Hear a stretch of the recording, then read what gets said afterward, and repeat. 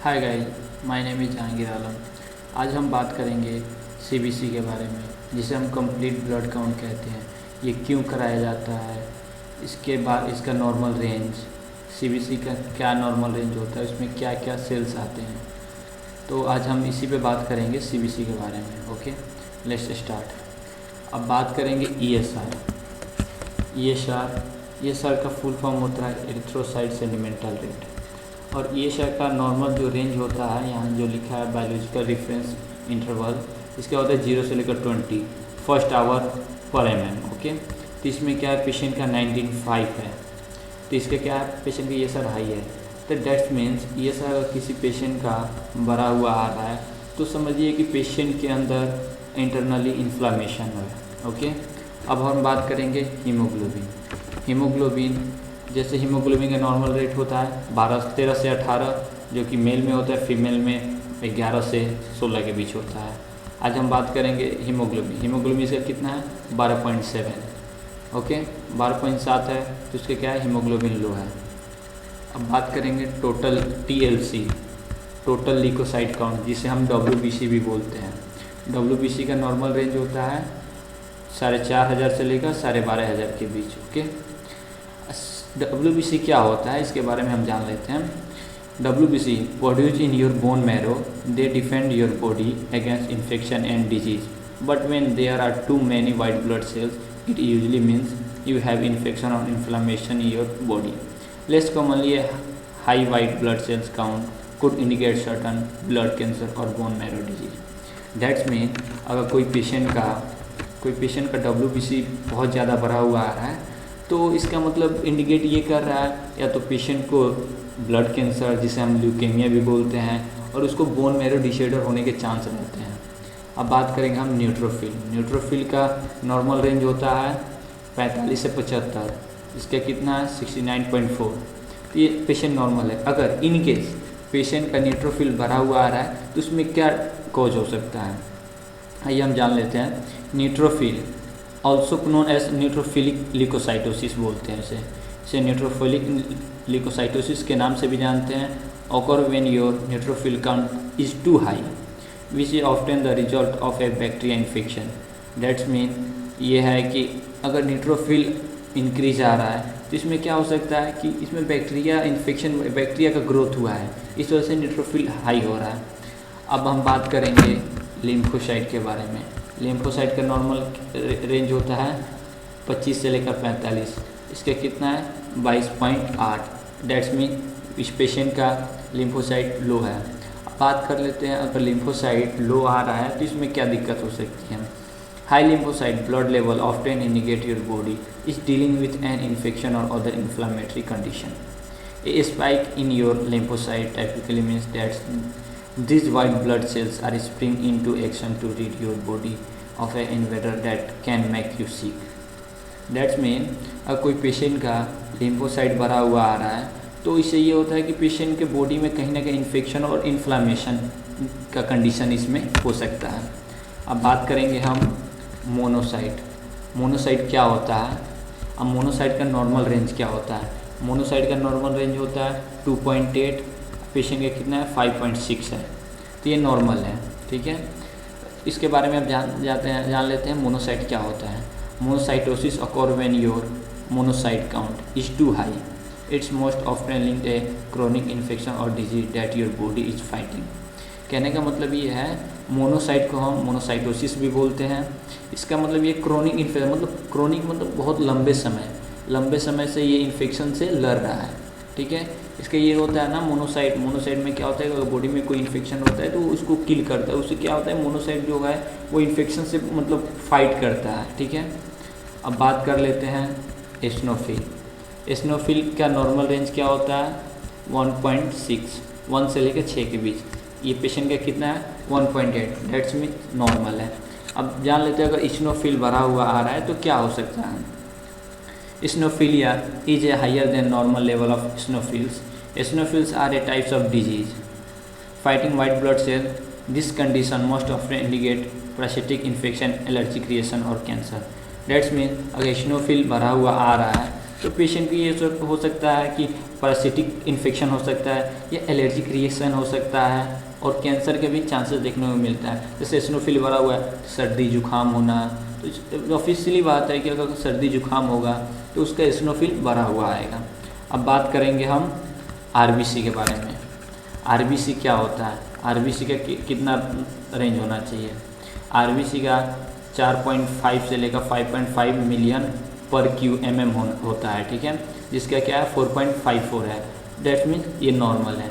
अगर पेशेंट का इनकेस अगर आरबीसी भरा हुआ आ रहा है तो क्या इसका इंडिकेशन हो सकता है, क्या कॉज होने के चांस रहते हैं, अब आप जान लेते हैं। योर बॉडी में increase red blood cell production to compensate for any condition that result is low oxygen level including.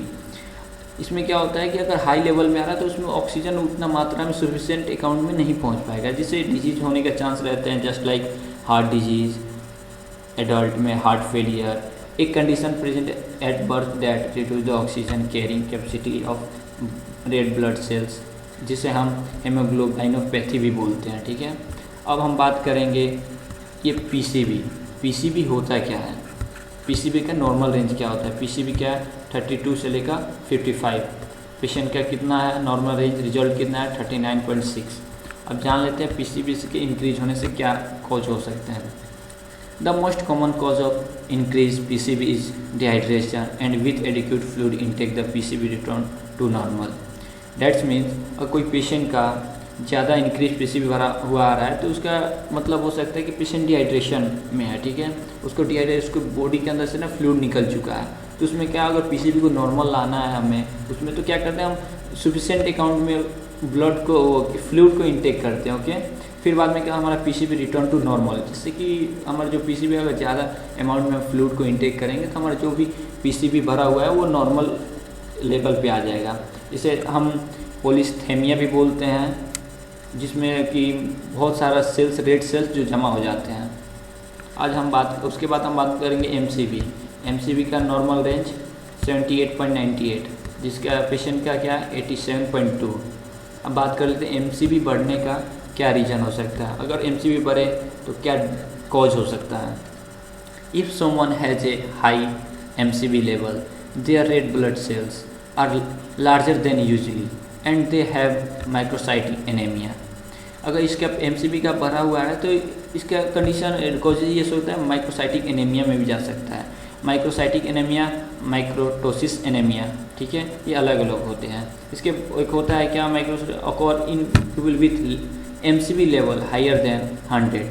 अगर 100 से ऊपर जा रहा है तो उसमें क्या चांस रहता है, मेगालोब्लास्टिक एनीमिया होने के चांस रहते हैं और माइक्रोटिक एनीमिया।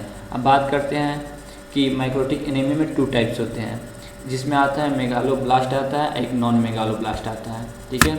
मेगालोब्लास्ट में विटामिन B12 डिफिशिएंसी होने से एग्जाम्पल है पेर्निशियोस एनीमिया भी होता है, और फ्लोट डिफिशिएंसी की वजह से डाइटरी इनसफिशिएंट होता है कि इनसफिशिएंट अमाउंट में हमको फोलिक एसिड नहीं प्राप्त होता है, ओके।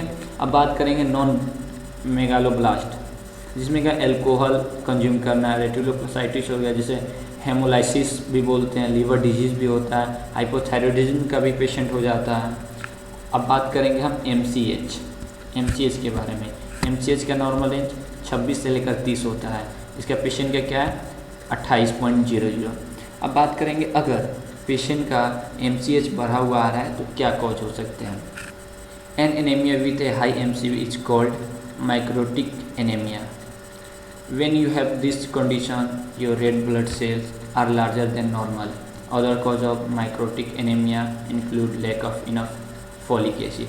इसमें क्या होता है कि जो पेशेंट के अंदर ब्लड सेल होते हैं वो लार्ज हो जाते हैं, ठीक है, इससे माइक्रोसाइटिक एनीमिया होने के चांस रहते हैं, जिसमें lack of enough folic acid, जिसमें क्या होता है फोलिक एसिड का मतलब कमी होती है, तो इससे हम माइक्रोसाइटिक एनीमिया भी बोलते हैं। इसके वजह से अगर एमसीएच भरा हुआ आ रहा है तो माइक्रोसाइटिक एनीमिया हो सकता है पेशेंट को।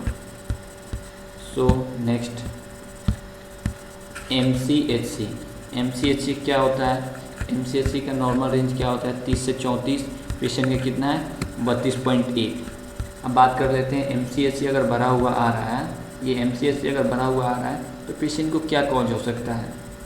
A high MCHC can mean that you have a higher than normal concentration of hemoglobin in your red blood cells. Healthy condition like hereditary spherocytosis and autoimmune hemolytic anaemia. इसमें क्या होता है, MCV पर होता है जो हमारा ऑटो इम्यून होता है ना वो वीक होने लगता है, ठीक है, जिसे हम हेमोलाइटिक एनीमिया भी बोलते हैं। बात करेंगे हम प्लेटलेट। अगर पेशेंट का नॉर्मल प्लेटलेट रेंज क्या होता है, 1.5 लाख से लेकर 4.5 लाख के बीच। पेशेंट का कितना है 1.47, 1,47,000 है। इन केस पेशेंट का अगर प्लेटलेट बढ़ा हुआ आ रहा है, अगर पेशेंट का प्लेटलेट बढ़ा हुआ आ रहा है तो उसमें क्या डिजीज़ हो सकती है, क्या कॉज हो सकते हैं। अच्छा, हम उसी के बारे में अब बात करते हैं। प्लेटलेट काउंट अगर इंक्रीज हो जाए तो क्या हो सकता है। If your platelet count is too high, blood clots can form in your blood vessel. This can block blood flow through your body. Thrombocythemia refer to a high platelet count that is not caused by another health condition. That's mean अगर patient का platelet बहुत high हो रहा है, जैसे 4.5 लाख है, 4.5 लाख के से आगे आपका 7 लाख, 8 लाख, 10 लाख के बीच में चला जाए तो उसे हम वो पेशेंट ना थ्रोम्बोसाइथेमिया में चला जाता है, ठीक है। थ्रोम्बोसाइथेमिया क्या मतलब क्या होता है कि increase platelet. Okay, I hope, आशा करता हूँ कि आप लोग को समझ में आया होगा।